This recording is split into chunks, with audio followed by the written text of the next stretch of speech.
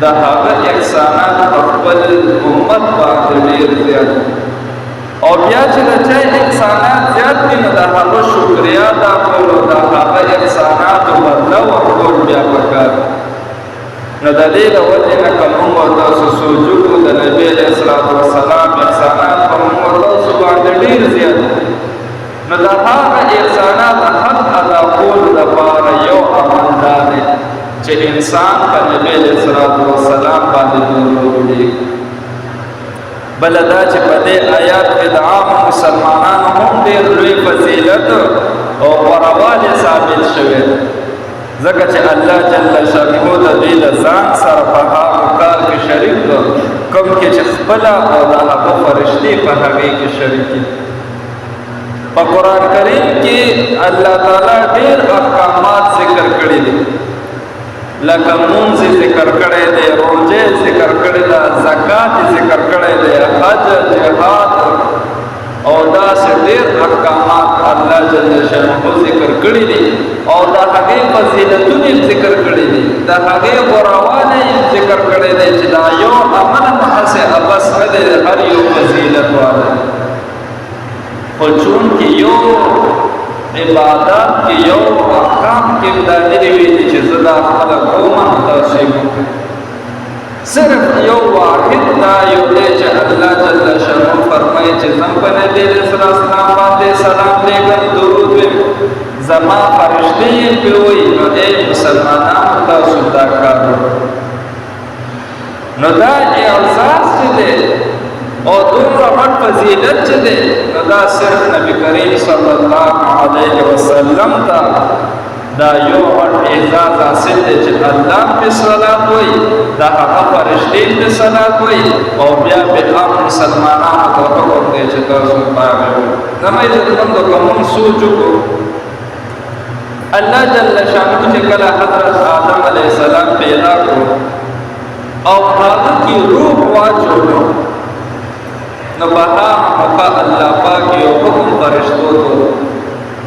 هغه حکم دا دی چې تاسو حضرت آدم علیه السلام ته سجده د تعظیم وکړئ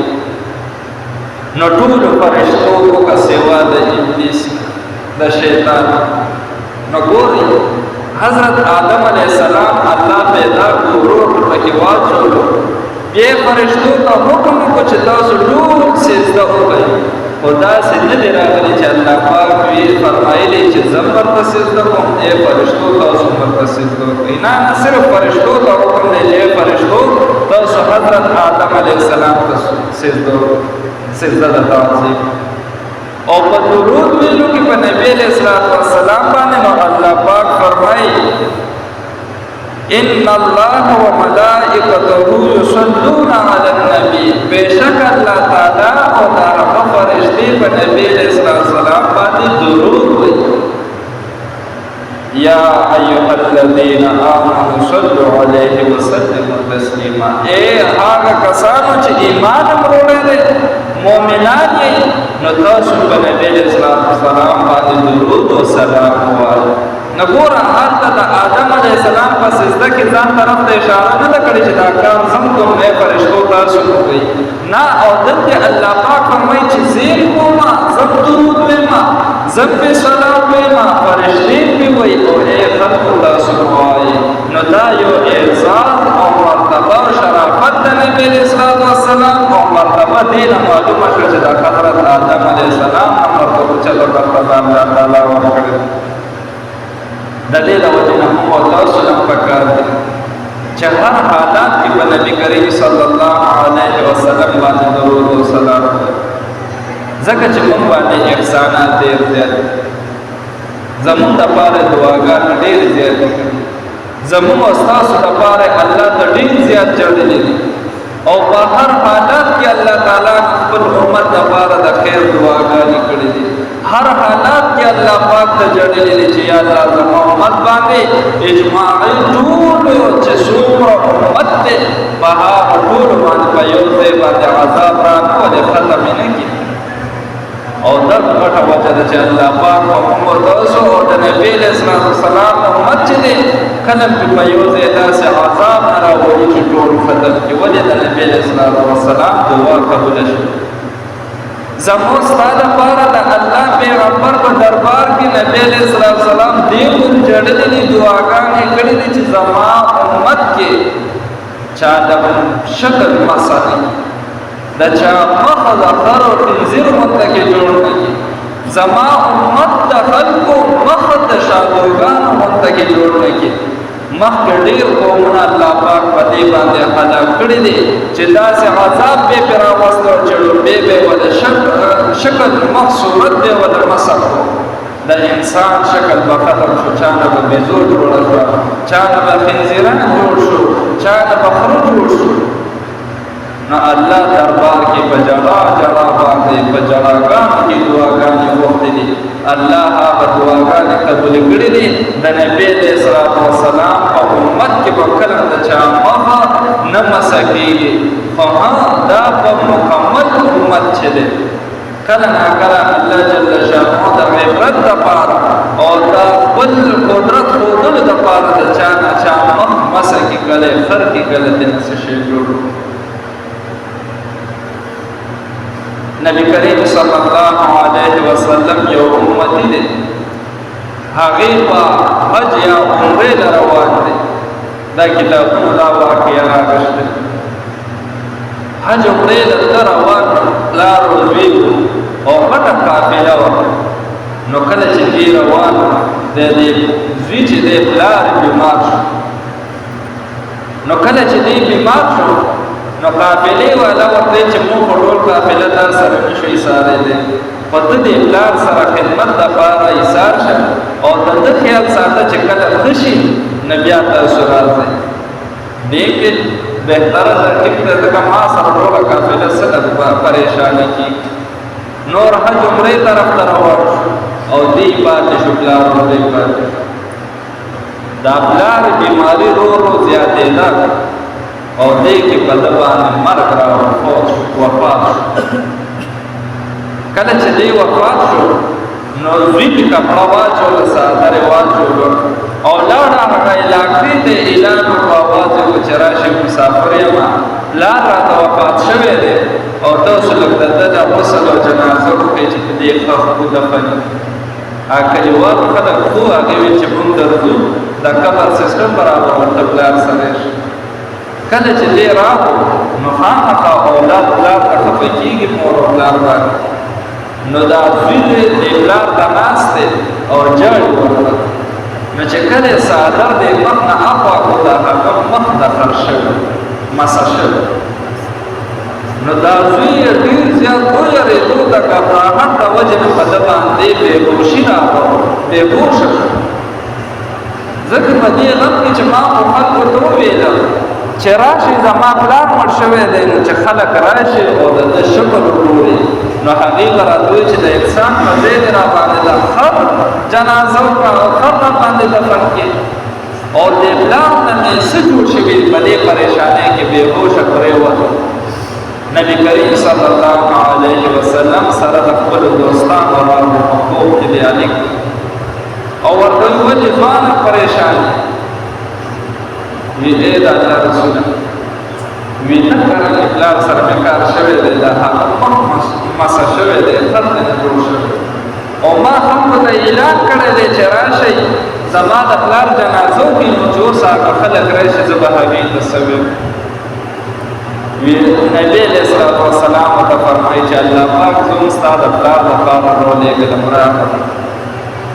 وی ای د الله رسوله زما د پلار دپاره وي او مې پلار دې کوم دی وي دا دې څادر یې اوچت کړو چې مخې مسه شوی نبی کریم صلی الله علیه وسلم پې خپل لاس مبارک راغو مخې د خر نه ختم شو واپس انسان شو او دا مخې داسې چمکاوېدو لکه څوارلسمې سپوږمۍ ته چې بیا نبی علیہ الصلوۃ والسلام نه تپوس کې دا لیکل چې زما د پلار دپاره څنګه راغلی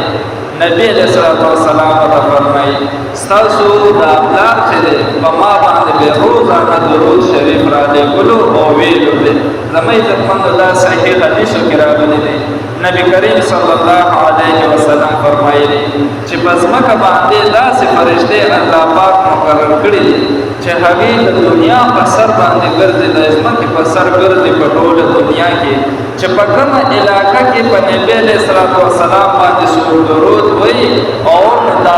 فرشته ګرځي، د هغه نوم ولیکي ځان سره، د هغه د پلار نوم ځان سره ولیکي، د هغه د علاقې نوم ځان سره ولیکي. بیا نبی کریم صلی الله علیه وسلم روزي مبارکې ته هغه فرشته لاړه شي الله حاضره کې د نبي علیه السلام مخې ته، او دغه فرشته ورته بیا هغه لیست وایي چې پلانکي د پلانکي زوی د پلانکي علاقې نه په تا باندې دومره درود و سلام میلی دی. نبي علیه السلام په هغې جواب ورکوي.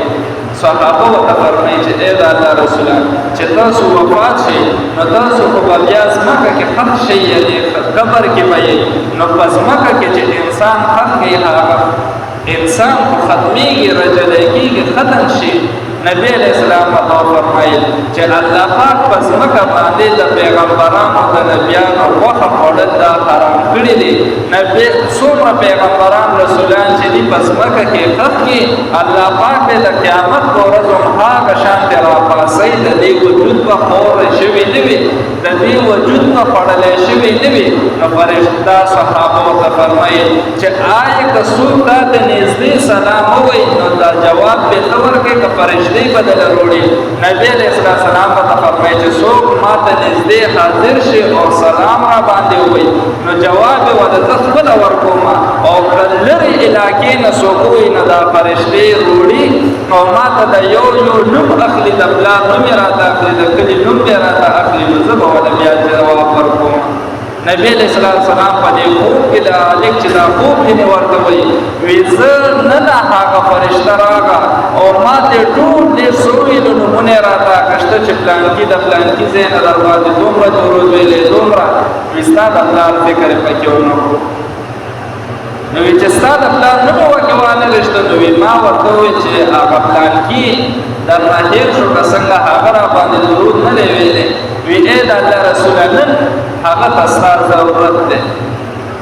وی ما ورته چې څه مطلب؟ وی راته وویل چې هغه وفات شوی دی، د هغه وخت چې دی هغه د خر شوی دی، نو د الله د طرفه حکم دا دی چې ته لاړ شه او هغه د دغه پریشانۍ چې زوی یې پریشانه دی هغه پریشاني وله ختمه کړه او د هغه په مخ باندې لاس راکاږه چې هغه مخې واپس نه انسان شي. نو وی زه خاص کار الله پاک ستا د الله دپاره نن رالېږلی. هغه زوی چې د بېهوشۍ نه راپاڅي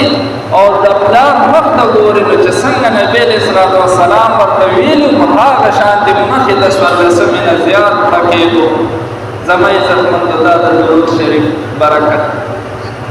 موږ او تاسو د الله د پیغمبر نه نن سبا لرې شوي. الله پیغمبر فرمایي که څوک ما ته نزدېکت غواړي او دا قیامت په ورځ ما سره نږدې شي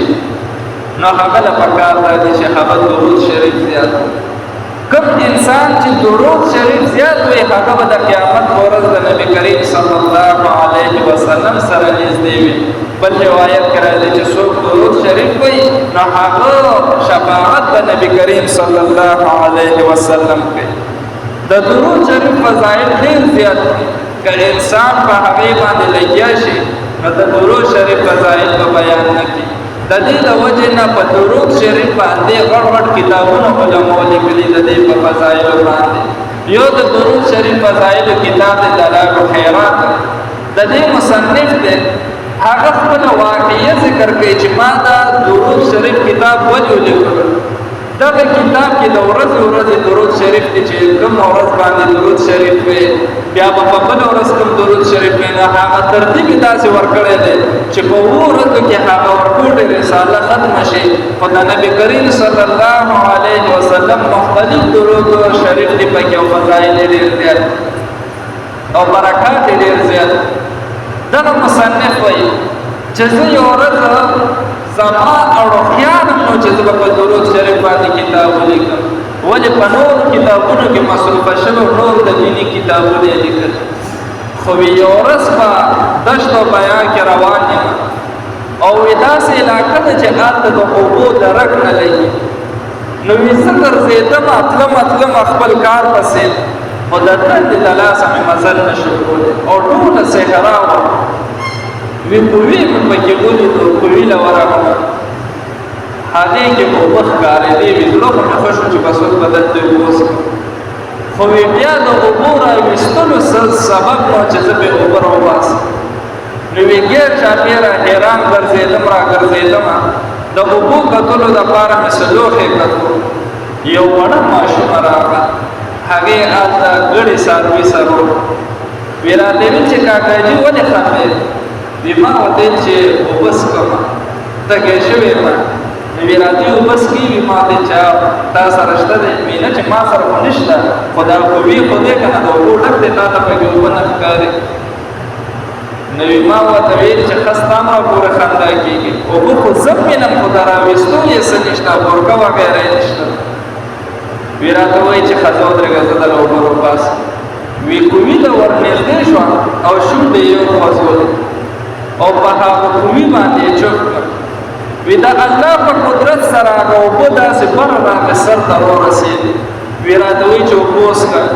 وی اول خو هغه اوبو ته زه ورنږدې کېدم نه وی ما ورته چې انسان یې که پیری یې وی راته وایي چې نه انسان یم د انسانانو ماشوم یم وی بیا راته ویل چې اوبه وڅښه وی ما اوبه وڅښلې راته ویل چې نور وڅښه وی ما ورته چې بس برابر شم اوبه مې ښه ډېرې وڅښلې وی راته ویل چې ضرورت دې خو نور نشته وی ما ورته ویل چې نه بس ضرورت مې برابر شو وی بیا شونډې وخوځولې په هغه کوهي باندې چوپ کړې هغه اوبه واپس لاندې لاړلې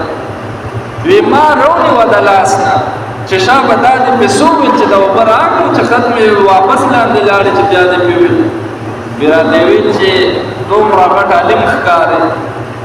او تا ته دا پته نشته دا به ما په درود شریف وویل که نه مور راته ویلي دي چې کوم ضرورت دې وي څه مشکلات دي درته یا څه حاجت دې وي دا درود وایه او بس چوپ کوه الله پاک به هغه کار کړي وی ما ودل چې واقعي د درود شریف ډېر غټ فضیلت دی وی هغه ماشومه مې پرېښوده او هغه خپل کار نه مې مخکې په درود شریف باندې کتاب ولیکلو د هغې د مې دلایل خیرات نوم کېښود زما عزتمندو د درود شریف فضیلت د حد نه زیات دی د ټولو نه غټ فضیلت یې دا دی د خپل فضایل په هر ځای خپل ځای کې دي خو زما په نیت باندې زه چې خپله سوچ کوم د ټولو نه غټ فضیلت یې دا دی چې نبي علیه السلام ته مخامخ هغه فرشته ودرېږي او ورته ووایي چې پلانکي د پلانکي زوی د پلانکي علاقې نه په تا باندې درود شریف ویلی نو نبي علیه السلام به څومره خوشحالېږي لکه چې اوس یو کس نومه او هغه د نبي علیه السلام مخې ته وویلی شي چې پلانکي در باندې درود شریف ویلی نو نبی علیه السلام خو هغه هستی ده چې د دنیا په سر هغه هستی ته یو کس نشي رسېدی که زموږ او تاسو سوچ وکړو که چېرته د ناظم په مخکې موږ چا سره لاړ شو یا داسې چېرته غټه عهدې والا وي غټ افسر وي او هغه ته زموږ ملګری وایي چې دا پلانکي د پلانکي زوی د پلانکي علاقې راغلی دی نو موږ په زړه کې غټ شو چې وګوره زما نوم یې ورته واخېستو غټ افسر دی هغه ته یې زما نوم واخېستو نو په دې باندې موږ څومره خوشحالېږو او بیا چې د دوه جهانو سردار نبي کریم صلی الله علیه وسلم ته چې زموږ ستا نوم واخیستلی شي زموږ ستا د پلار نوم ورته واخیستلی شي زموږ ستا د علاقې نوم ورته واخیستلی شي چې هغه در باندې دومره پیره درود ویلي دومره او نبي علیه السلام خوشحالېږي چې زما امتي چې ما ولې دعاګانې غوښتې زما هغه امتي چې د الله ته به مې ژړل او دله به مې د خیر دعاګانې غوښتې هغه خو زه هېر کړی نه زما درود و شریف په ما باندې وایي نو څومره د خوشحالۍ خبره ده نبی کریم صلی الله علیه وسلم فرمایي من صلی علی صلاة واحدا صلی الله علیه عشرا څوک چې په ما باندې یو ځل درود وایي نو الله تعالی په هغه باندې لس رحمتونه نازل ګورئ وایي یو ځل درود او رحمتونه پې لس پیرې نازلېږي الله جل شانو فرمای جاء بالحسنه فلو عشر امثالها څوک چې یو نیکي وروړي ماته زه هغه له بدله سو باندې ورکوم ګوره که موږ یو ځل درود شریف وویلو الله پاک په موږ باندې لس رحمتونه را نازلې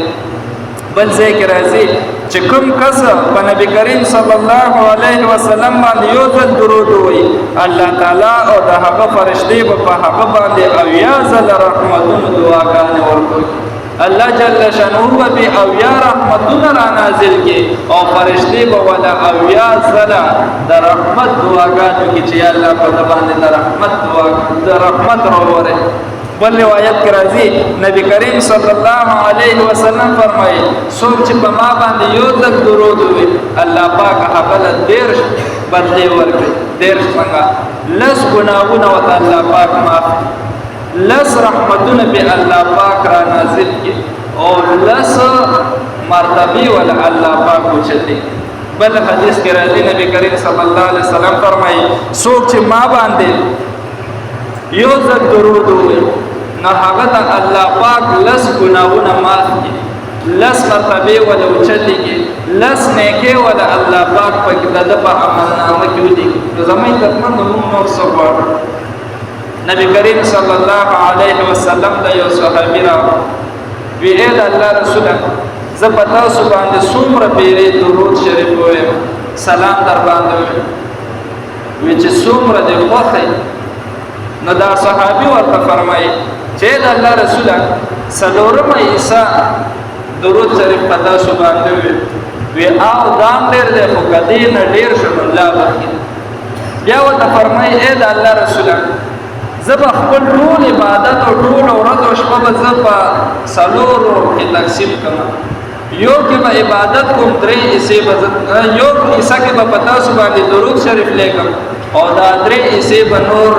عبادت او دعاګانو ذکر وغیرہ کې به مشغول شم ویدان خدا خو کدی نه ډېر شي لا بخي